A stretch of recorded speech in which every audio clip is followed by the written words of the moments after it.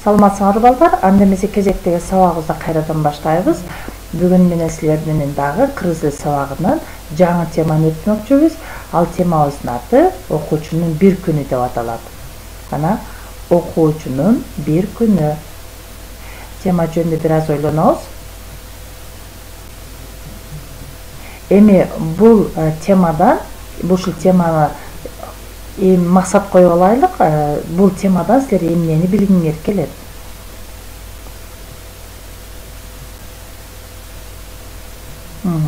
Жакшы. Анда эмесе, балдар, менин бүгүн ушул теманы силерге өтөрдөн максатым бул окуучунун бир күнү деген эмне экендигин талдайбыз. Окуучунун бир күнү деген эмне экендигин талдайбыз. Өзүңөрдүн күн тартибиңерди уюштурганды үйрөнөбүз. Кыргызча так жана туура сүйлөгөндү, жазганды үйрөнөбүз.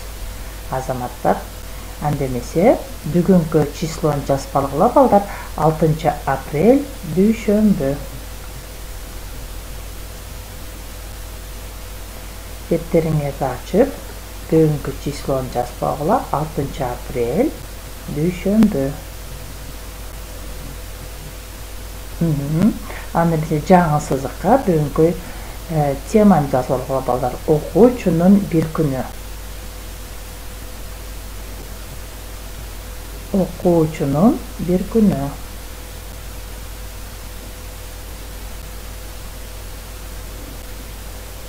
Жазып алсаңар, анда эмесе таза жазуу минутасын өткөрөлү балдар.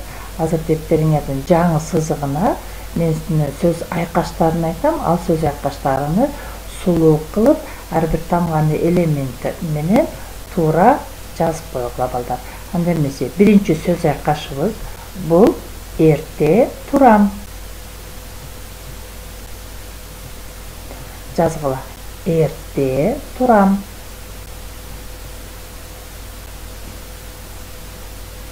Кийинки сөзүбүз жардам берем.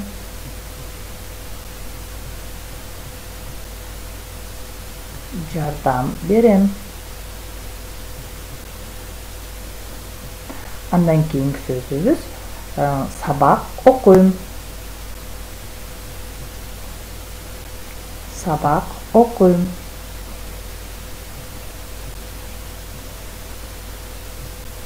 Жазып койсоңор, анда экрандагы сөздөр менен салыштыргыла балдар. Эрте турам. Жардам берем.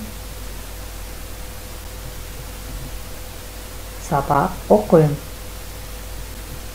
Эгерде катасы болсо, оңдоп калсаңар болот, балдар. Андан ары кеттик. Балдар, силер менен өткөн сабакта биз достук фестивали деген темада сүйлөшкөнбүз, балдар. Анда эмесе силер менен ошол теманы кайталоо максатында кластер түзөбүз. Силер момундай тегерекчелер тартып алсаңар болот, дептериңерге тарткыла.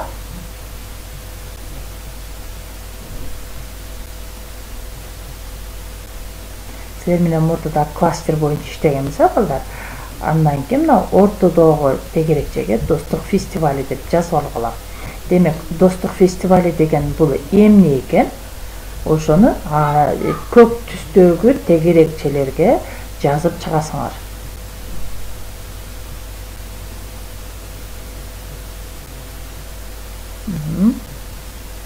Достук мында ар улуттун келген балдар өздөрүнүн эмнелерин көрсөттү.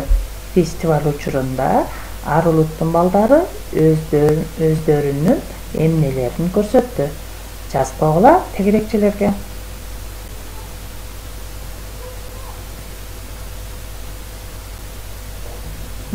Жакшы. Демек, ар улуттун балдары силердин оюңарча, мен оюмча силер жазсаңар болушуңар керек.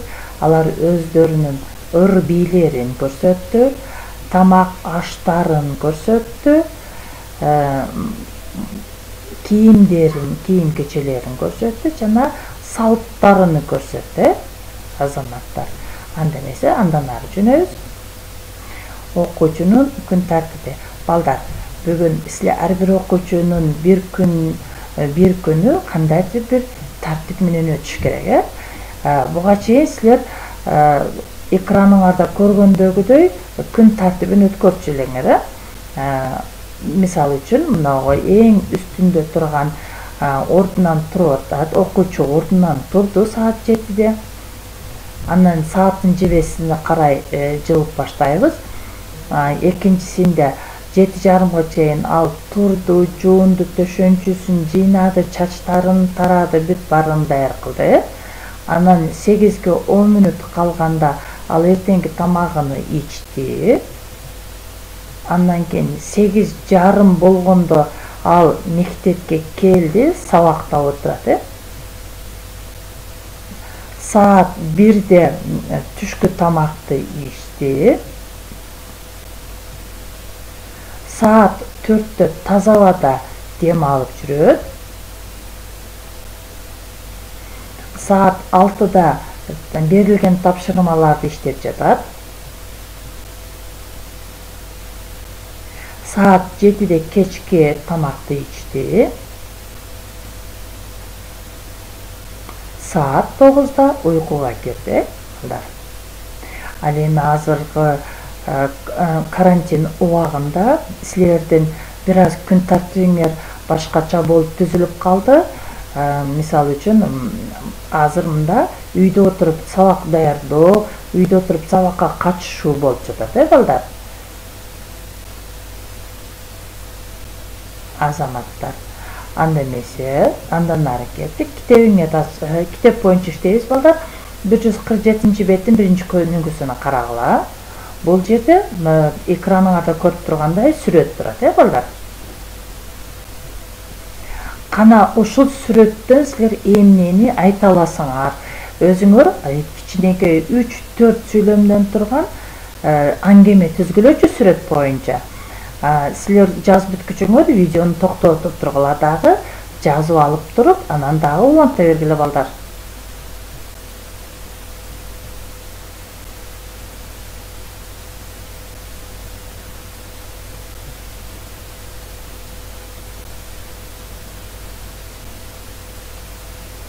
Жакшы, анда эмесе 147 беттеги экинчи көнүгүнү карап көргүлө эми. Өзүңөр түзгөн аңгемеңерди жана Наргиза менен Илиянын диалогун салыштыргыла.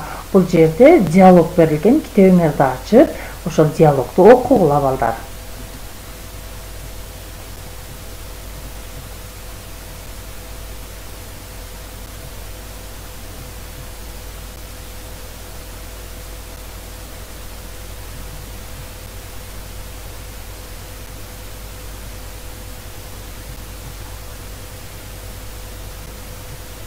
Анда окуп бүтсөңөр, анда суроолорго жооп бергиле, балдар. Булар кимдер? Жакшы. Алар эмне кылып жатат?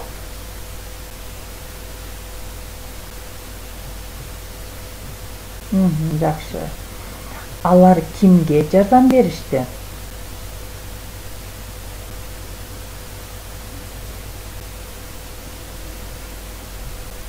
Жакшы, азаматтар. Анда эмесе, балдар, аңгемеңер салыштырып бүтсөңөр, эми сылык сөздөрдү жазабыз, балдар. Сылык сөздөр дегенди баарыңар жакшы билесиңер, вежливые слова.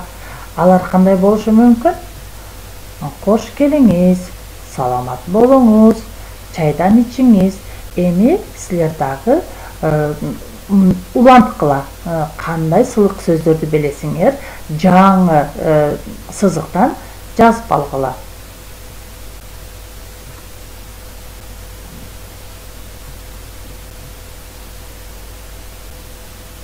Экранда көрүнүп турган сөздөрдөн башка дагы сылык сөздөрдү улантып жазгыла.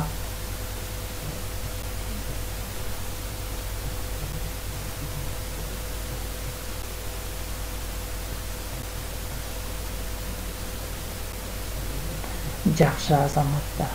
Анда эмесе жазып койсоңор, бүгүнкү сабакты бышыктайбыз, балдар. Бүгүн силер менен биз эмне жөнүндө сүйлөштүк?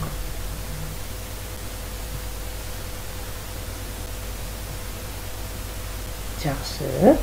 Бүгүн биз силер менен окуучунун бир күнү жөнүндө сүйлөштүк. Күн тартип деген эмне экен?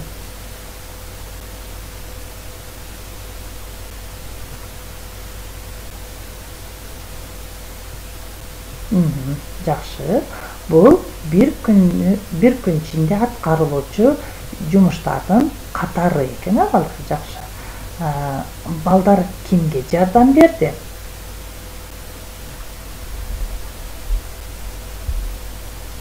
Жакшы. Балдар чоң энеге жардам беришти. Анда эмесе үйгө тапшырмалгыла, балдар. Эми балдар өзүңөрдүн азыркы кездеги күн тартибиңерди түзгүлө. Дептерге түзүп, азыр карантин убагында үйдө жүргөндө кантип сабакка катышып атасыңар, канчада ордуңардан туруп атасыңар, тапшырмаларды кайсыл убакытта аткарып атасыңар, үйдө ата-энеңерге жардамды кайсы мезгилде берип атасыңар, ошолорду кааласаңар сүрөт аркылуу тарткыла, кааласаңар жазгыла дагы, аны сүрөткө тартып мага жөнөтсөңөр болот. Тапшырма түшүнүктүүбү? Демек, өзүңөрдүн күн тартибиңерди, азыркы кездеги күн тартибиңерди жазып койгула. Анда эмесе азаматтар эмки сабакка көрүшкөнгө чейин саламатта калгыла.